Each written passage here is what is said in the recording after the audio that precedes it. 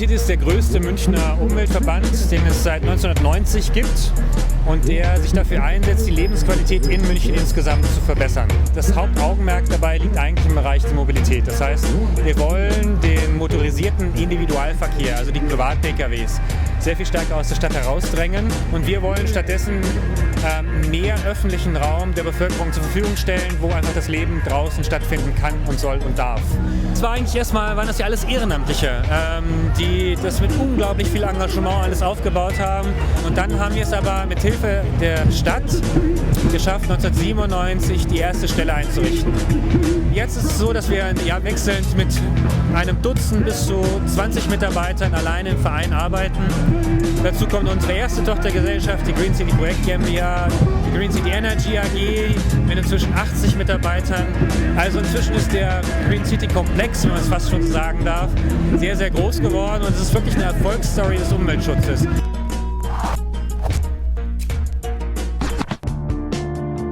Green City ist von Anfang an aufgefallen durch einfach die Idee, dass die Straßen und Plätze nicht nur als Verkehrsschneise da sind.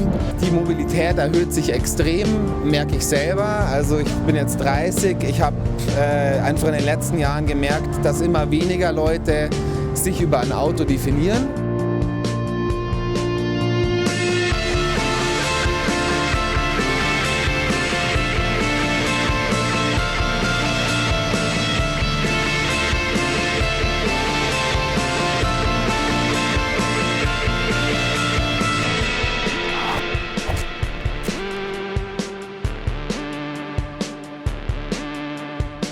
Ja, unser Bus mit Füßen-Projekt geht darum, dass wir einfach sagen, wir versuchen da anzusetzen, dass nicht alle Eltern mit dem Auto immer jedes Kind einzeln zur Schule bringen oder dass also jeder Elternteil sein eigenes Kind zur Schule bringt, sondern dass wir da so eine Art Fahrgemeinschaft machen und das sogar dann noch autofrei, indem die Kinder dann zusammen, aber eben auch sicher, weil das ist ja auch wichtig bei Schulkindern, dass sie sicher ankommen, dass wir einfach sagen, wir organisieren diese Laufgruppen zur Schule und wieder zurück. Ökonomini versucht, den Kindern ein bisschen was über Energiesparen beizubringen. Also dafür haben wir unser Energierad, da können sie selbst mal strampeln, um zu schauen, kriege ich die Lampe angeschaltet, kriege ich das Radio angemacht, kriege ich sogar das Wasser zum Kochen.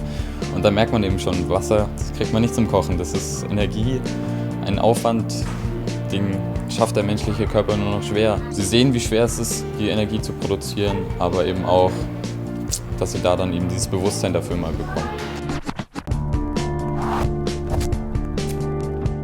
Also im Bereich Energie machen wir Carrot Mobs seit 2008.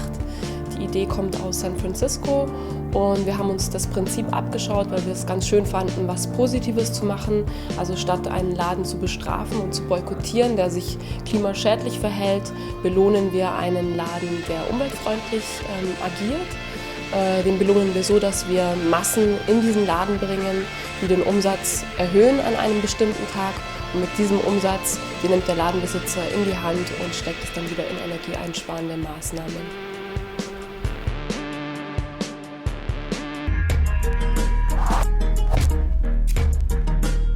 Es ist für die Münchner gar nicht so einfach. Aber umso wichtiger ist es trotzdem, dass es in der Stadtgestaltung so eine Organisation gibt. Weil wenn man so sieht, was gibt Arnulf Park oder da am Stiegelmeierplatz, wenn neue kleine Parks gebaut werden, dann werden die gepflastert und das Grün fehlt einfach.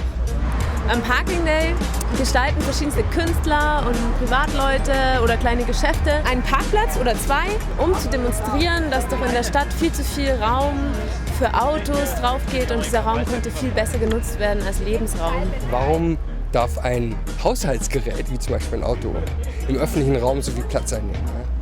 Der öffentliche Raum ist per se öffentlich. Wenn ich ein Auto irgendwo hinstelle, mache ich diesen Raum zum Privatraum.